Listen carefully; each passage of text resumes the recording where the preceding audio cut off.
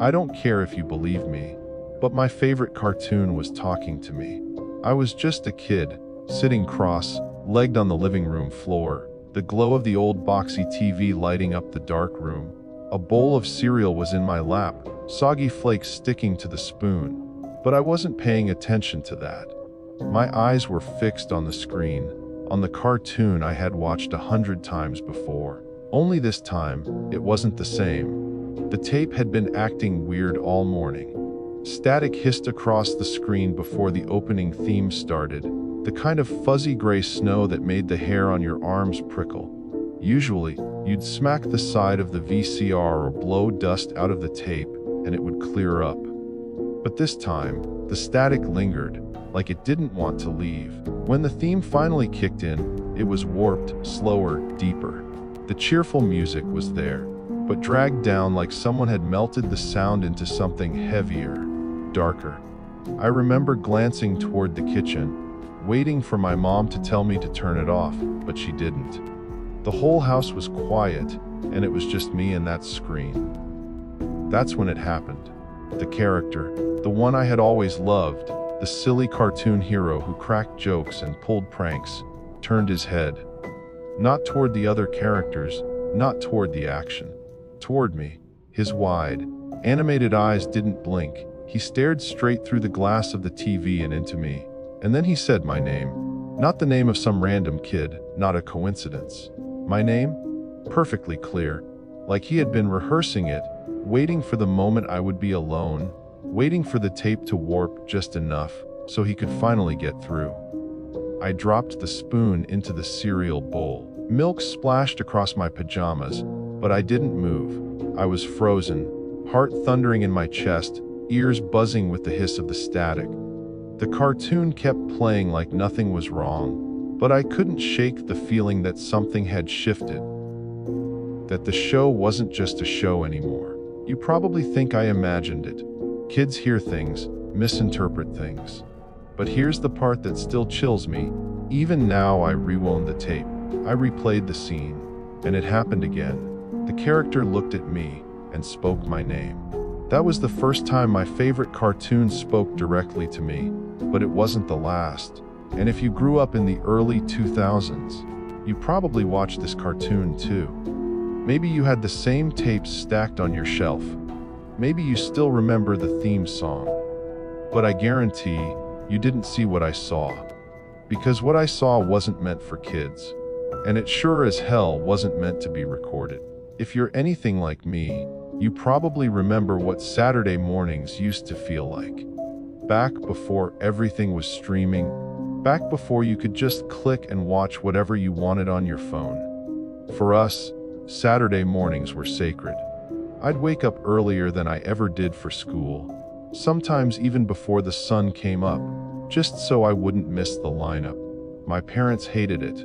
My mom would groan from the bedroom, telling me to go back to sleep. But I never could. Not when I knew those precious hours of cartoons were waiting for me.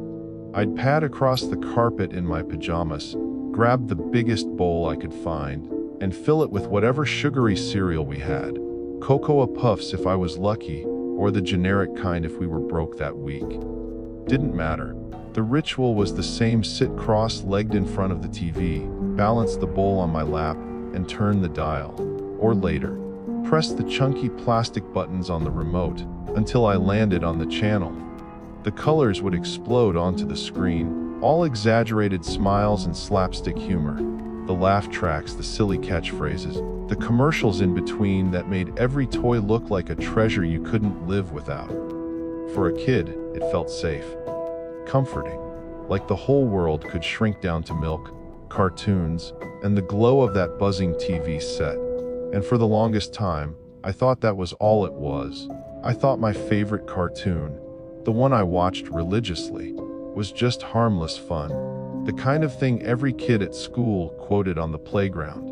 I even remember begging my parents for the VHS tapes when they showed up at the video rental store, because I wanted to watch the show even when Saturday mornings were over. I can still hear my dad saying, "You watch too much TV, kid. It's going to rot your brain." And I'd laugh, because isn't that what every parent says?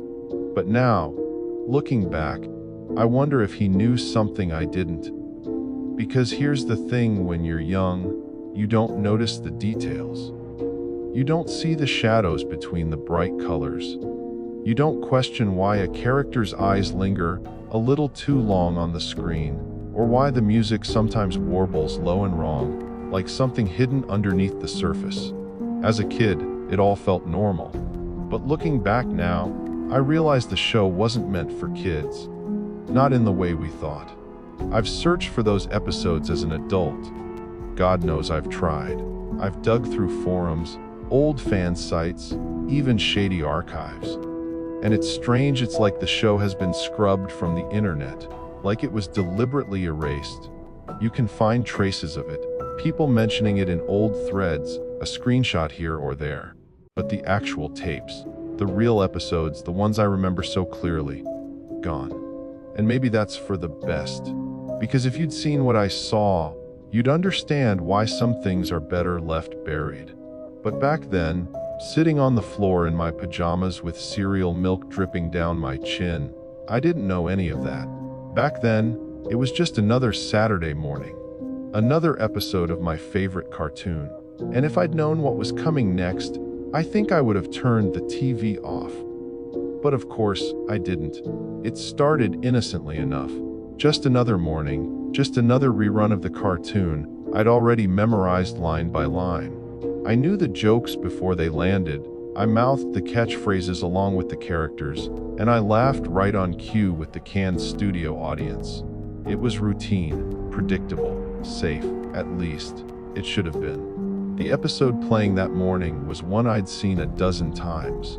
The main character, my favorite, was up to his usual antics, tricking the bumbling villain, slipping on banana peels, cracking dumb jokes. The laugh track roared every few seconds, so loud and fake that even as a kid I could tell it wasn't real.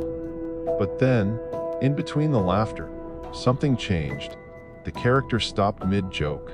His head turned, not toward the villain, not toward the other characters, but toward the screen, toward me. I remember the feeling that rushed through me in that moment, a kind of sharp, electric stillness. Like the air in the room went heavy. His eyes were wide, unblinking, almost too focused for a cartoon. And then, in a voice clear and deliberate, he said my name. Not close to my name. Not some word that kind of sounded like it. My name. Exactly. The laugh track didn't play this time. The studio audience didn't roar with delight. The show didn't move on right away. It just lingered. Him staring, me staring back. And then, as suddenly as it happened, the show snapped back into its rhythm. The music picked up, the jokes continued, the villain chased the hero off-screen, and the canned laughter filled the air again. I sat there frozen, my spoon halfway to my mouth, milk dripping onto my pajamas. My first thought was that I'd imagined it, that I'd been so deep into the show that I heard what I wanted to hear. But the longer I replayed it in my head, the more certain I became. He had said my name. I tried to brush it off. Kids imagine things all the time, right? Maybe I was just tired. Maybe the static on the tape distorted the sound. Maybe I wanted to believe something weird had happened. But still, it didn't feel like a mistake. It felt like a message. Later that afternoon, I rewound the tape. I told myself I needed proof. That if I heard it again, I could confirm whether it was real or not. My hands were shaking as I pressed play, the gears of the VCR grinding as the tape rolled back. And then I watched it again. The same pause, the same turn of the head, the same stare into the screen. And again he said my name, word for word, exactly the same. The second time should have been reassuring. It proved it was part of the show, right? That I wasn't just hallucinating. But instead, it made me feel worse. Because if it was on the tape, if it was baked into the show, then it meant someone had put it there. It meant it was meant for me. Of course, I didn't tell my parents. What would I have even said? Hey mom, dad, my cartoon is talking to me. They already thought I watched too much TV. I could already hear my dad's sarcastic laugh, my mom's exasperated sigh. No, I kept it to myself. But once you notice something like that, you can't unnotice it. And the next time I watched, I was hyper aware, waiting for it to happen again, waiting for the moment the show would break from the script, from the laughter, from the comfort. At first, I thought I misheard, but then the messages got clearer. Sometimes it was just my name again, whispered beneath the sound of the music. Other times it was a phrase, garbled and warped through static, but still just understandable enough to make my stomach drop. Things like, "Look behind you," or "Don't tell." I kept trying to convince myself it was all in my head, but there was one moment that made denial impossible. Because one night, the cartoon didn't just call my name, it told me something was going to happen. Something that hadn't happened yet. And the worst part, it was right. After that first message, I became obsessed. I needed to know if it would happen again, if I'd imagined the whole thing, or if my favorite cartoon was actually aware of me. So I did the only thing that made sense at the time. I started recording every episode. I had a stack of blank VHS tapes from the dollar store, and I labeled each one carefully in black marker. Saturday morning 1, Saturday morning 2, Saturday morning 3. I wanted proof. Proof I could rewind, pause, and show to someone else, if I ever got the courage. And at first, it worked. I'd record an episode, then watch it later, carefully scanning for anything strange. Most of the time it was just the same goofy storylines, the same pratfalls, the same laugh track rattling through the speakers. But every now and then, when I rewatched the tapes, I saw things that weren't there during the broadcast. The first time, I thought it was a glitch, a single frame of something that didn't belong. It flashed on the screen too quickly for my kid brain to fully process, but when I paused and rewound, I saw it again, a black and white drawing, crudely sketched of an eye. Just an eye staring back at me. I remember leaning closer to the screen, pressing my face so close that the static fuzz of the glass tickled my skin. The image was only there for a frame or two before the cartoon resumed like nothing had happened. After that, it got worse. On the recordings, the audio sometimes warped. The happy theme song would dip in pitch, dragging into something guttural and slow, or else it would play backward for a few seconds before snapping back to normal. I swear there were times I could hear whispers under the laugh track. Soft, urgent words that made no sense but still left me cold. And then came the warnings. One night, sitting in the dark with nothing but the hum of the VCR, I watched an episode I'd taped earlier that week. Everything seemed fine until halfway through. The main character paused mid-joke, looked toward the screen like he had before, and whispered, "Stop watching. They're watching you too." The line wasn't said to the villain. It wasn't said to the other characters. It was said to me. I dropped the remote, scrambled across the carpet, and smacked the power button on the TV so hard the screen went black. I just sat there in the dark, the sound of my own breathing filling the silence. The next morning, at school, I tried to bring it up casually to one of my friends. "Hey, did you see that weird part in the episode last weekend?" I asked. You know, when the character said something creepy. But he just looked at me blankly. "What are you talking about?" "It was just the normal episode." I asked another friend, same response. Nobody had seen what I had seen. No one else noticed the symbols, the distortions, the whispers. It was like the cartoon was alive, but only for me. I doubled down on my recordings. Every week I taped, rewound, replayed. I even tried recording the same episode twice, once live and once on playback, to compare them. That's when I noticed something even more disturbing. The recordings didn't always match. The scenes, the dialogue, even the backgrounds. Sometimes they were different, like the tapes were rewriting themselves. And the changes weren't random. They felt intentional. One tape showed the characters standing in silence, staring straight at the screen for almost 30 seconds. No music, no laughter, no movement. Just their unblinking eyes locked on mine. Another time, the villain, who was usually portrayed as a bumbling idiot, spoke directly into the camera, his voice distorted, almost demonic. "You shouldn't be here." Every tape I recorded seemed to carry something new, something no one else remembered. And when I asked around, other kids at school always swore I was making it up. They'd laugh, call me obsessed, tell me I was messing with them. But I knew the truth. The cartoon was speaking to me, and it wanted me to hear something. The warnings became more frequent, more desperate. Sometimes they were single words, run, hide, watching. Other times they were full sentences, urgent and terrified, like someone trapped inside the show was trying to send me a message. It wasn't just a cartoon anymore. It was something else, bleeding through the static and tape, using the characters as puppets to reach me. And then, one night, I saw something on the screen that froze me completely. Because it wasn't just messages anymore. The show started predicting things that hadn't happened yet. The first time the cartoon predicted something, I tried to convince myself it was a coincidence. Cartoons don't know the future.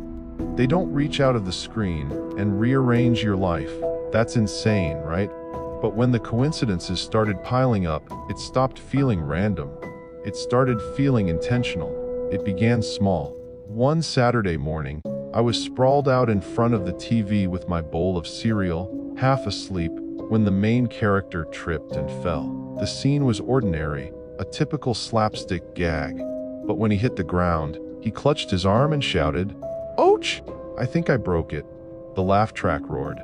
Later that afternoon, I went outside to ride my bike with my friends. I hit a patch of gravel, lost control, and slammed onto the pavement. The pain was blinding. By the time my mom rushed me to the hospital, the doctor confirmed what I already knew. My arm was broken. I didn't tell anyone, but I couldn't stop replaying that episode in my mind. I'd seen it before. I knew every punchline, but I was certain that detail, the broken arm, had never been there until that morning. Still, I brushed it off. Kids get hurt all the time. Maybe I was just connecting dots that weren't there. But then the show went further. One evening, I was watching one of my recorded tapes when the hero stopped mid-episode, his cartoon smile slipping just slightly. He looked straight at me and said, "Don't cry when she leaves." At the time, I had no idea what it meant. I thought maybe it was just another glitch in the tape. But 2 weeks later, my grandmother, who had been living with us, passed away in her sleep. And that night, when I crawled into bed, I remembered those exact words echoing in my head.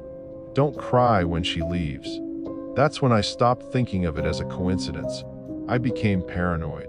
Every time I pressed play, I waited for the cartoon to speak to me again. I wanted to stop watching, but I couldn't. Because what if it told me something else? What if it warned me about something I could stop, something I could change? The third time it happened, the prediction was about my best friend, Jason. We were inseparable, the kind of kids who built forts in the woods and swapped Pokémon cards like they were gold. One Saturday morning, as the cartoon played, I noticed something new: Jason's name, spoken by the villain of all characters. He leaned into the camera, his voice warped, and hissed, "Say goodbye to Jason." I froze. My skin went cold, my stomach knotted. I tried to brush it off when I saw Jason at school on Monday. He was fine, laughing, telling me about the new video game he wanted for his birthday. But that Friday, his family moved without warning. His dad got a job in another state. Jason was gone. No goodbye, no chance to prepare. Just gone. The cartoon had told me days before, and I hadn't believed it. By then, I was terrified of the tapes. But I kept watching anyway. I couldn't not watch. Each prediction felt like a test. Was it protecting me, warning me, or was it just mocking me? The episodes grew darker. In between the colorful antics, the characters would slip in messages. Sometimes they whispered them under the laugh track. Sometimes they carved them into the background scenery like graffiti only I could notice. One night, the hero turned his head and said, "It's not an accident. They're showing you the future." Who was they? I didn't know. But I was beginning to think the cartoon wasn't just predicting things. It was orchestrating them. I became obsessed with catching every clue. I'd pause the tapes frame by frame, scribble down the strange phrases, trace the symbols that appeared for only a split second. My notebooks filled with warnings and half-deciphered codes. But the more I tried to understand, the more the show seemed to toy with me. Some predictions came true right away. Others lingered, waiting, poisoning my thoughts. I'd catch myself flinching whenever the characters spoke directly into the camera, afraid the next words would be about me, or someone I loved. And then came the last message. It was a late night, the house silent except for the whir of the VCR. I was alone in the living room, the screen glowing pale blue against the dark. The episode played out as usual until the hero froze. His eyes shifted toward me, sharper and more aware than I'd ever seen them.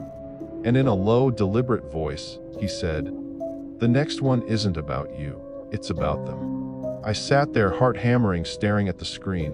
Them. At first, I thought he meant my family, my parents, maybe. But the longer I thought about it, the more it sank in.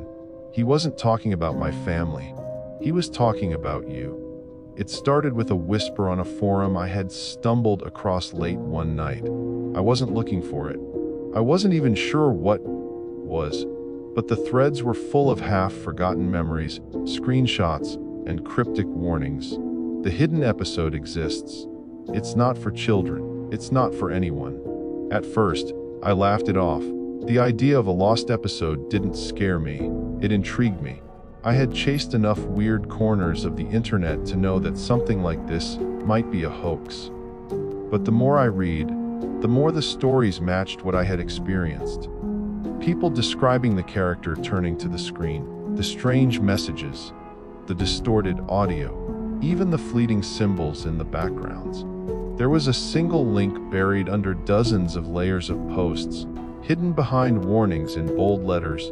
"Do not download if you value your sanity." I knew immediately I had to. The link led to a dark, grainy site that looked like it hadn't been updated since the early 2000s. Neon green text on a black background, flickering cursor, the kind of page you'd only find if you knew exactly where to look. I clicked the download link. My browser stuttered. Pop-ups I didn't recognize tried to load. The file came through in chunks, corrupted and incomplete, each fragment making a faint, high-pitched whine that made me wince. Finally, after what felt like hours, I had it, a single AVI file named simply Hidden Episode. I hesitated. I should have stopped. I could have deleted it. I could have told myself it was a mistake, that curiosity was dangerous. But I pressed play. The first thing I noticed was the silence. No theme song, no music. Just static at first, and then a pale, flickering image of the familiar cartoon world. But wrong. Wrong colors, wrong angles. The background moved in ways that made me feel nauseous, and then the character appeared. My character, my hero. But not cheerful, not goofy. His eyes were wider, darker, black circles around them, pupils fixed on me. And he whispered, not in the normal animated voice, but in a distorted, rasping tone, "You're not supposed to be here." The words pierced my chest. I wanted to look away, to shut off the VCR, but my hands were frozen. Every instinct screamed to stop, but I couldn't. The episode didn't follow any normal plot. Scenes bled into one another, unconnected and surreal. Backgrounds twisted like they were alive. Objects in the foreground screamed, literally screamed, as the audio warped into a low hum beneath my ears. At times, the character seemed to move closer, as though he could step through the screen and into the room. And every few minutes, he would look straight at me again, mouth moving but no words coming out, and I felt, with certainty, that he knew me, remembered me, had been waiting. Images flashed too fast to process: a hand reaching through static, a shadow shaped like me standing in my bedroom, letters carved into walls that appeared only for a frame or two. My heart raced. I had to keep watching. I had to know what it wanted. And then came the messages. Short, sharp, cutting through the distortion. "Do not show anyone. You cannot leave. They are watching too." I remember gripping the edge of the coffee table until my knuckles whitened, whispering to myself, "This isn't real. This isn't real. It's just a cartoon." but it didn't matter, because the episode felt alive. It wasn't just telling a story, it was speaking to me, directly, personally. I paused it at one frame, hoping to breathe, to escape. But there it was, carved in the background of the familiar playground scene, something I hadn't noticed before, a sequence of letters forming my name. My childhood name. My full name. I wanted to scream. I wanted to delete the file. But the next second, the character leaned forward again and spoke, clear as day, though warped and almost alien. "You shouldn't be here. They'll come for you if you leave." I swallowed hard, the taste of fear thick in my mouth. I couldn't stop thinking about it. Every time I blinked, I saw the static frames flicker in the corner of my vision, even when the VCR was off. And yet, there was something more. I wasn't alone in this. On the forums, other people had downloaded the same episode. They described the same warped sequences, the same whispers, the same frames that seemed to target them personally. If you think I'm making this up, check the VHS glitch forums.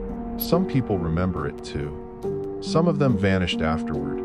I don't know if that's a coincidence or a warning, but I do know one thing: the episode is not meant to be watched casually. It's not meant to be analyzed, dissected, or mocked. And yet, I couldn't turn away. I stayed up all night watching it, pausing, rewinding, staring frame by frame as the images burrowed into my memory. The episode changed subtly each time I watched it. What was there before would disappear, replaced by something else equally disturbing, equally personalized. By the time dawn broke, I felt hollowed out, exhausted, and terrified. The tape had burrowed into my mind, and the worst part was the realization that I couldn't unsee it. That episode ruined my life. From that day on, nothing felt safe. The ordinary world, my living room, my bedroom, even the kitchen, seemed overlaid with something else, something watching, something waiting. And in the quiet moments, I could almost hear the character whispering from the static, "You're not supposed to be here." I never told anyone what I'd seen. Not my parents, not my friends, not a soul, because I didn't want them to find it. I didn't want anyone else to hear those messages, see those frames. But I remembered them all, every twisted detail, every warped frame, every word carved into the background, every whisper. And I'm going to show you. After the hidden episode, something in me changed. I thought I understood fear before, but this was different. It wasn't a fleeting scare or a nightmare that faded with the morning light. It burrowed into my mind and refused to leave. Every time I closed my eyes, I could see those flickering frames, hear that warped voice whispering my name, telling me I wasn't supposed to be here. I started replaying the tapes obsessively. Not just the hidden episode, but every single tape I had ever recorded. I watched them over and over, frame by frame, pausing at every static flash, rewinding every warped line of dialogue. I convinced myself that the cartoon was hiding answers, clues I had to decipher if I wanted to understand what was happening. And in a way, I believed it. School became a blur. I would sit through classes daydreaming, thinking about the next episode I was going to watch. My friends noticed.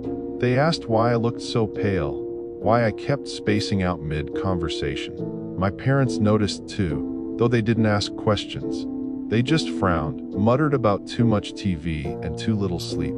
I smiled, nodded, but inside I was already back in the living room. The glow of the TV painting shadows across my walls, the static buzzing faintly in my ears. Sometimes I would even sneak the tapes out of my room after my parents had gone to bed, carrying them like fragile, forbidden artifacts. I knew the episodes weren't supposed to be examined so closely. I knew the hidden messages were meant to stay unnoticed, buried in the static and the colors. But I couldn't stop myself. Other kids at school called me obsessed. Maybe I was. But what really frightened me was realizing I wasn't alone. In my searches online, forums, chat rooms, obscure fan sites, I started finding mentions of others who had seen the hidden episode, or fragments of it, or flashes of messages in ordinary episodes.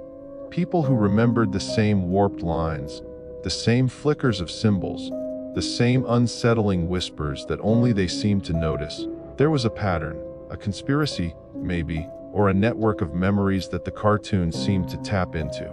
Some people went quiet online, never returning to the forums. Others posted frantic messages, only to delete them hours later. I began piecing together threads, hints, and coincidences until the picture that formed was chilling.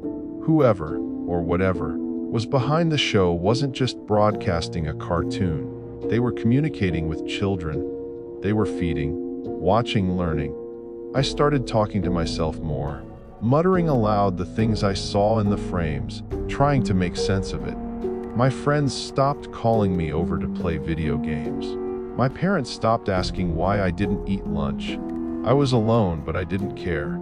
I couldn't. Every time I pressed play, I told myself, just one more frame, just one more message. Maybe this time I'd catch it. Maybe this time I'd understand what it wanted. I began keeping detailed notes. I wrote down every frame, every line, every whisper I could decipher. I marked them with timestamps and symbols, cross-referencing with my own experiences. If I could decode the messages, maybe I could control them, or at least survive. And the more I watched, the more it felt like the cartoon was aware of me. Like it was alive, not just some animated character, not just lines of code on a VHS tape, but a presence, a mind, watching, waiting, coaxing me closer. I remember telling myself I would stop soon, that I would take a break.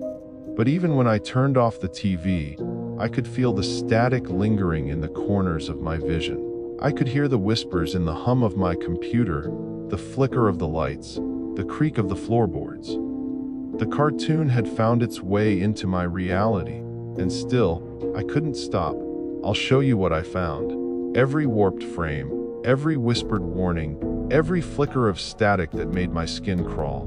But I promise you this, you'll wish I hadn't. Because the things I saw, the messages I heard, they weren't just for me. They weren't just warnings. They were invitations. And invitations are dangerous things. I don't know how many nights I spent in that cycle, sitting cross-legged in the living room, flashlight under my face, tapes rolling endlessly, the glow of the screen painting shadows across my walls. I lost track of hours, days, even weeks. My sleep became fractured, my meals became cursory. I was addicted, yes, but not to the cartoon itself. I was addicted to the answers it promised, to the secrets hidden in the static. And each time I thought I was closer, each time I thought I understood, it would change. The frames would shift, the whispers would grow sharper, more urgent. The cartoon wasn't just a show, it was alive, watching, feeding, waiting, and I was its willing captive. I don't know if you'll believe me. I don't know if you'll understand what it's like to be hunted by your own childhood nostalgia. But I swear to you, every frame, every whisper, every distorted line was real. And every time I pressed play, I felt it watching me back. I'll show you. But once you see it, you can't unsee it. It started subtly at first, a flicker in the corner of my eye, a shadow that didn't belong. I told myself I was tired, that all the hours spent watching the tapes were catching up to me. But then the theme song began to follow me. Not on the TV, not on a tape, just appearing. I'd be walking down the hallway after dinner, and faintly, almost imperceptibly, I'd hear the cheerful chords. The bright, playful music that once filled Saturday mornings now felt sinister, warped by some invisible hand. I'd freeze in place, heart hammering, scanning the empty rooms, only to hear it stop when I blinked. Then came the reflections. My own reflection in the mirror at first, nothing unusual. But one evening, brushing my teeth, I saw the character standing behind me in the glass. Just standing, smiling that exaggerated grin, eyes fixed on mine. I spun around, of course, and the hallway was empty. The living room, the kitchen. Everywhere I looked, nothing. But in the mirror he remained, watching, waiting. I tried to tell myself it was a trick of the light, a product of exhaustion. But exhaustion didn't explain the letters. The first one arrived taped to the kitchen counter, brightly colored, drawn in the cartoon's signature art style, swirly letters, exaggerated loops, impossibly perfect curves. It said, simply, "You forgot to look." I didn't know what it meant at the time. I didn't even know if it was meant for me. But the more letters appeared, the clearer the pattern became. Notes stuck to the fridge, scribbled under my bedroom door, folded neatly atop my homework, all in the same hand, impossibly neat, impossibly childlike, yet carrying a tone that made my skin crawl. I started seeing shapes in my peripheral vision, a glimpse of the villain's crooked grin in the corner of my room, a flash of the hero's eyes staring out from the hallway. My friends laughed when I tried to tell them, thought I was exaggerating, paranoid, even a little dramatic. My parents suggested I get more sleep. Nobody understood. And then my worst fear came true. The cartoon wasn't confined to tapes, to VHS, to television. It had crossed over. My reality, my safe, predictable world had been invaded. I could hear the whispers even when I wasn't watching the tapes. Static in the refrigerator, the hum of the ceiling fan, the buzz of fluorescent lights in the school hallway, all carrying fragments of lines I'd only ever heard on the episodes. I tried to escape. I stopped watching. I hid the tapes, locked my doors, left the lights on. But it didn't matter. The cartoon followed me. It existed in reflections, in shadows, in the hum of electricity itself. I began checking every mirror, every window, every reflective surface before I dared move through a room. And sometimes, just sometimes, I wasn't fast enough. I started documenting it. Notes, sketches, timestamps. Everything I saw, everything I heard, recorded in frantic handwriting across notebooks scattered throughout my room. And just when I thought I was losing my mind completely, something unimaginable happened. I wasn't alone. I was sitting in my bedroom, staring at one of the scribbled letters taped to the wall when the door creaked open. Not my parents. My friend Lisa stood there, eyes wide, breathless. "I saw it too." She froze. My heart stopped. My mouth went dry. "What do you mean?" I whispered. "The cartoon," she said, voice trembling. "I saw the characters, in mirrors, on the walls. I thought I was losing it, but it's real." For the first time, I felt a horrifying mixture of relief and terror. Relief that I wasn't imagining it, and terror that someone else had been pulled into the same nightmare. That's when I realized the line between fiction and reality had collapsed. The cartoon wasn't just on VHS anymore. It wasn't just a show. It was here, with us, watching, speaking, waiting. And there was no way to turn it off. It took me years to fully understand what I had stumbled into. Years of sleepless nights, endless rewinds, obsessive notes, and frantic searches across the internet for anyone who remembered the same distorted episodes. And even now, I'm not sure I completely grasp it, but I know enough to warn you. The cartoon wasn't a cartoon. Not really. I'd always thought it was entertainment, a harmless distraction for kids like me on Saturday mornings. But the deeper I went, the more I realized that it had never been about fun. Every joke, every gag, every slapstick scene, it was a veneer, a carefully constructed mask to lull children into attention, into vulnerability, into receptiveness. I came across a series of old forums, buried and archived, posts dating back decades. People described experiments, strange broadcasts, and media tests aimed at children. Some called it a government program. Others whispered about an ancient entity feeding off attention, curiosity, and fear, using the medium of animation to cross boundaries it otherwise could not. And then I watched the hidden episode again. Not on VHS, but through my recordings, frame by frame, dissecting every second. That's when I understood. The cartoon wasn't observing just anyone, it was observing me, and not just me, but anyone who had been exposed. It tracked behavior, recorded reactions, fed on attention, and learned to manipulate. Every distorted line, every whispered warning, every glimpse of something in the corner of the frame. It wasn't a glitch, it was intentional. Every laugh track, every false pause, every warped message was designed to teach it more about me, about how I responded to fear, to curiosity, to temptation. The character's voice, the whispers, the frames that only I, or a handful of others, could see were all parts of a system. a signal, a vessel. Something older and darker than any cartoon, older than the technology it used, something that could reach across decades and frequencies, waiting for the right audience to consume. And it wasn't content with just observation. It wanted engagement. It wanted interaction. It wanted me to keep watching, to keep replaying the tapes, to keep responding to the messages, because that engagement fed it, strengthened it, made it more aware, more powerful, more alive. It wasn't an accident that the episodes predicted my life. That was deliberate. Not magic, not coincidence, but design. The predictions were a test, a way to measure attention, curiosity, fear, and obedience. I realized then that nothing in the cartoon had ever been accidental. Every single detail, from the way the characters moved to the way the dialogue warped, was part of a grander plan. And then I understood the truth about the fourth wall. It wasn't a narrative technique, it was a boundary, one the cartoon was built to break. The characters weren't fictional. They were conduits, vessels, signals reaching through the medium to interact with the audience directly, to pull us in, to blur the line between observer and observed, between entertainment and reality. I thought I had control. I thought I could study it safely, record it, note it, survive it. But that was arrogance. That was the trap. The last thing I learned, and the thing I fear telling most, is that this entity, this signal, doesn't need me to be in the room anymore.